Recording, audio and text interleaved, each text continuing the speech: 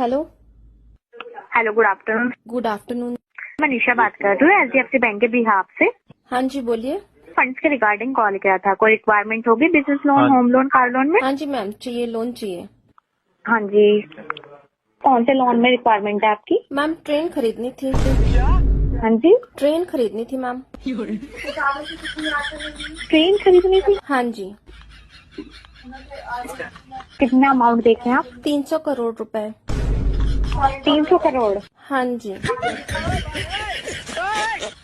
Running में कोई loan चल रहा है जिसकी EMI पे कर रहे हो आप? हाँ जी मैम।